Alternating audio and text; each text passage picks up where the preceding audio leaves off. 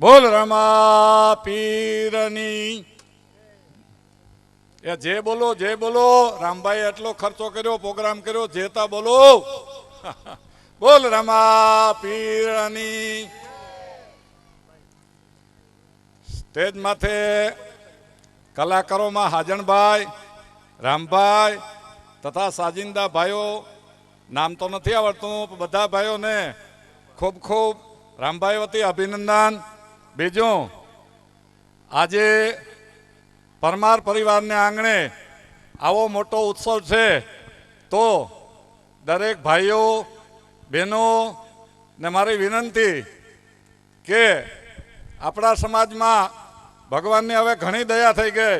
અત્યારે જોવો તો સામાન્ય નાનો પ્રોગ્રામ હોય, આ વખતે રામભાઈએ તો ઘણો મોટો પ્રોગ્રામ કર્યો.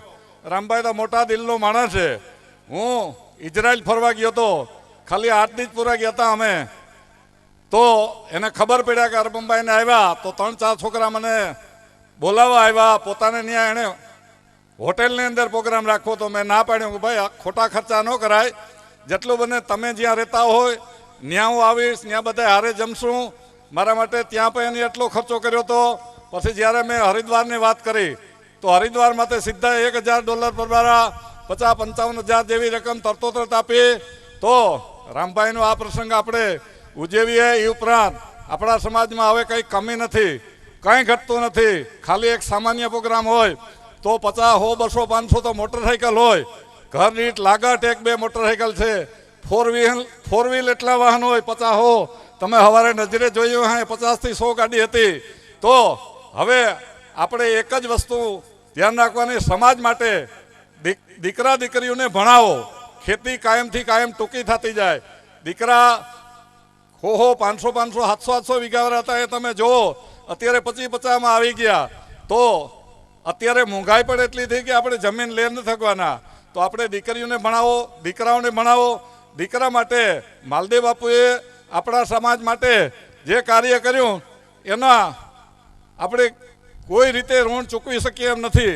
પણ એની જ્યારે તિથિ હોય ત્યારે અમારી વિનંતી છે કે આ તિથિને દિવસે દરેક ગામોગામથી બધા આવે અને એને સારી રીતે આપણે ઉજવીએ.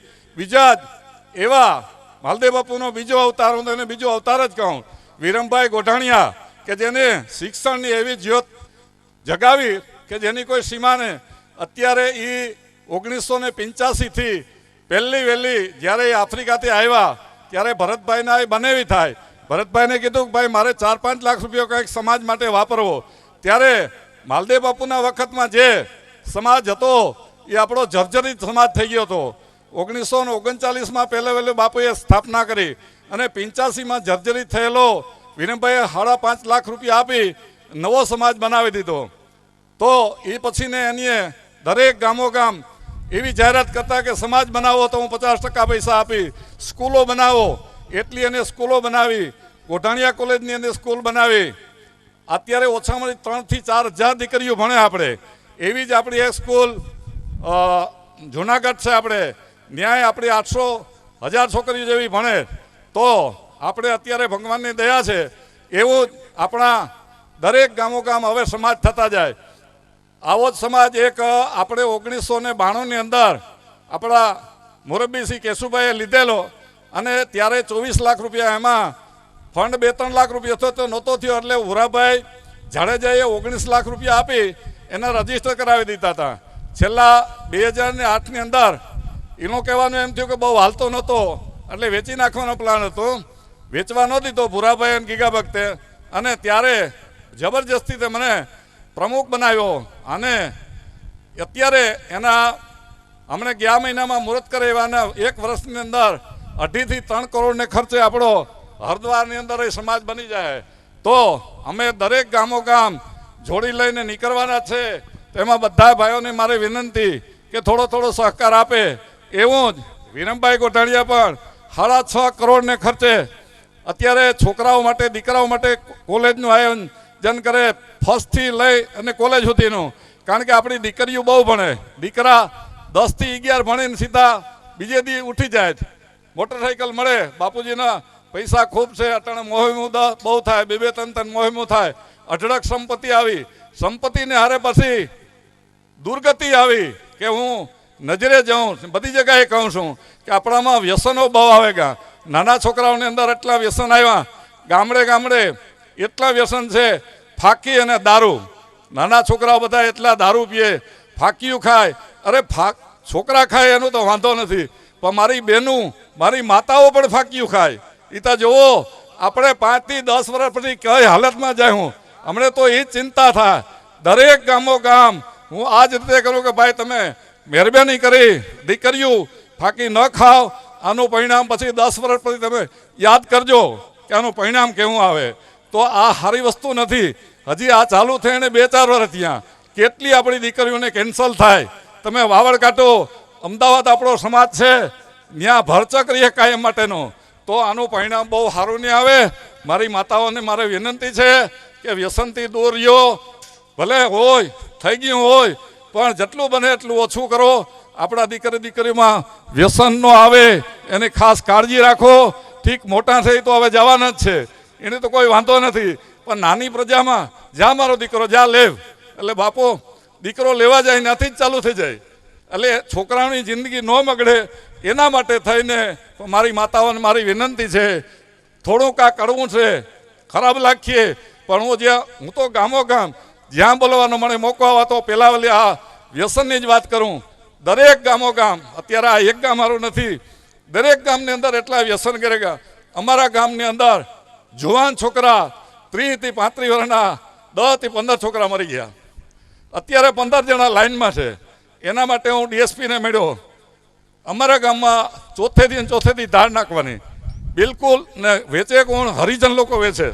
હરિજનનો આપણે દારૂ પીએ. પેલા એને આપણે છાંટ નાખીને ઘરમાં જતા, એને બદલે એના ઘરમાં બેસીને આપણે દારૂ પીએ. આપણો બુદ્ધિનો સંપત્તિ તો વધી, પણ બુદ્ધિનો હાવ નાશ થઈ ગયો. તો મારી એવી વિનંતી છે યુવાન પેઢીને, મારી માતાઓને, દીકરીઓને. હું 1998થી સમાધાન સમિતિનો પ્રમુખ છું. અમારી પાસે હજારો કેસ આવે. કેટલી દીકરીઓ, તો દીકરીઓને એક જ તકલીફ છે, દીકરીઓ ફાંકી ખાતા હોય ને ભાઈ બધા દારૂ પીતા હોય. હવે બેને પ્રોબ્લેમ કે એ ફાંકી મૂકી દે તો હું દારૂ મૂકી દઉં. હિસાબતા કરો તમે આ ક્યાં દરજી આપણી ભૈયા છે. આપણે સગવડતામાં કંઈ ઘટતું નથી. આવી સગવડતા તમે ક્યાંય જોઈ હતી? હજારો રૂપિયાના ખર્ચા થાય તો ફટાફટ આપણે રાતોરાત ભગવાન દે. જો રામભાઈ કેવડો બધો ખર્ચો કર્યો. તો આપણે સમાજમાં સંપત્તિ વધે એને રહે.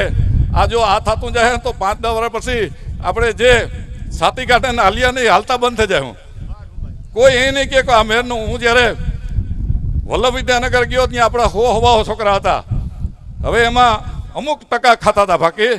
દીકરાઓ, તમારા મા બાપ તમને પેટી પાટા બંધવે ને અહીંયા ભણવા મોકલે. તમે જો આ ફાંક્યું ના ખાશો તો થાય હું. મેરનો દીકરો આમ વ્યો જતો હોય તો ભાગ થતો જાય, ખબર પડે કે આ મેરનો દીકરો છે. એને બદલે તમે આવા થતા જાઓ અને 5 વર્ષ પછી તમને ઢેઢી મારીએ. તમે દૂધ, દહીં, ઘી, તમારા ઘેર દુજાણા છે એ ખાઓ. આ ફાંકીમાં છે હું, એમાંથી તત્વ નીકળે, એમાંથી મજબૂત થવાના છે.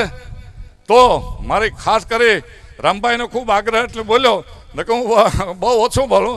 અમારા 2 ગામ હું દર વર્ષે જમાડું. અમારે દાદાનું મંદિર બનાવ્યું. મારે કાયમ માટેનો સંતોને લઈ જવાના અને આ વ્યસન બાબત જ મુકાવવાનું. એટલી દીકરીઓના ફાંકી મુકાવું, એટલા દીકરાઓના બીડીયું, દારૂ, જેટલા બને એટલું વ્યસનથી જેટલા આપણે મુક્ત રહ્યું ને એટલો જ આપણે ફાયદો છે. બાકી તો આપણા પાસે સંપત્તિ તો અઢળક આવી, પણ એના પાસે વિનાશ એટલો જ છે. આ મનુષ્ય દેહ છે એ ઘડીએ ઘડીએ નહીં મળે. 84 લાખ અવતાર પછી પાછો એક મનુષ્ય અવતાર મળે. તો મારી ખાસ વિનંતી, આજે જ પ્રતિજ્ઞા લેજો. તમે ધીરે ધીરે મૂકજો. આજે હું નથી કહેતો કે તમને આજે જ મૂકી દો, પણ ધીમે ધીમે મારી બહેનો, મારી માતાઓને વિનંતી કે ફાંકી કોઈ ન ખાતા. બોલો રામભાઈ, હવે કંઈ બીજું કેવું? હે હા, આટલું બોલી વિરમું છું. બીજું ભલે આ સારા કાર્ય માટે વપરાશ, લક્ષ્મી ઉડાડો અને મને વાંધો નથી, પણ જે આપણે ઢોલીને પાછળ એટલો બધો રૂપિયો ઉડાડીએ. આ લક્ષ્મી છે એ મા છે, વિષ્ણુની ઘરવાળી છે ને મા છે. માને થોડી આમ ઉડાડાય. આ સારા કાર્ય માટે આ તો જોઈએ. સંતો બધા આ રીતે આમાં ચોટે જ પડ્યા. એ પાછા આપણે પૂછીએ કે ભાઈ આ શું કરવા, તો કંઈ તો હારા કરીએ એમ તો કાંઈ વાંધો નહીં, પણ ઢોલીને ઉડાડો ને એના પગમાં ખૂંદાવો, તમારે પૈસા દેવા ઝડક છે તમારી પાસે, ને 50,000 લાખ રૂપિયો જે દેવો હોય એને જોરી રાખો ને જોરીમાં નાખતા જાઓ, તમે લક્ષ્મીને પગમાં ન ખૂંદાવો. આ એક દિને સમય પાછી વહી જાય ને તો ખ્યાલ નહીં રહીએ કે આવી તી પાછી વહી ગઈ. એટલે લક્ષ્મીને મારા બાપ હાંચવીને વાપરજો, આડેધડ ન વાપરતા. ખાલી 10 વર્ષ એક ધારા હારામાં અને ગઈ સાલ 1 વર્ષ માઠું પડ્યું ને તો બધા આંટી સળગાતા. 1 વર્ષમાં જ ખબર પડે કે કેટલું વહેમું છે. એટલે આપણે બેકાબુ ન થવાનું. 100 રૂપિયા હોય તો 150 રૂપિયા વાપરવાના, 25 રૂપિયા રાખીને જ કામ કરવાનું. બાકી તો આપણા સમાજ ગમે ન બનતો હોય તો પૈસા આપવાના. પછી આપણા શિક્ષણના ગમે આવે તો એમાં પૈસા આપજો, આડેધડ ક્યાંય ખરાબ રસ્તે ન વાપરતા. વધારે નથી કહેતો, આટલું કહી વિરમું છું. જય હિન્દ, જય ભારત.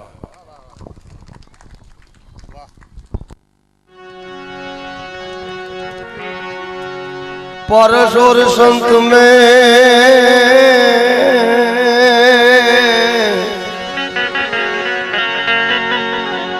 बड़ो अंतरो जाम,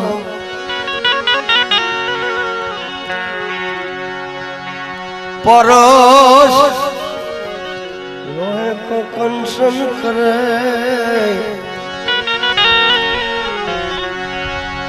संत करो पसलो.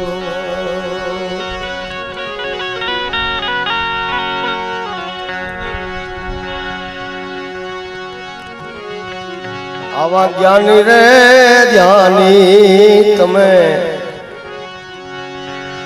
जो ने विसारी रे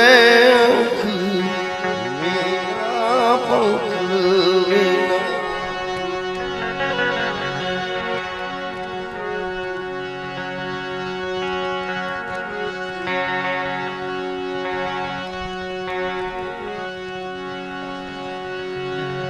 मुख बिना नारी रे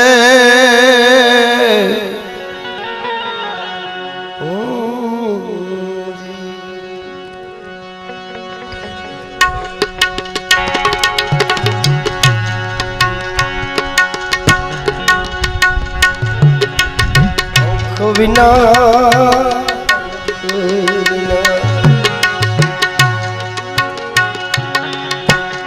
बिना नारी रे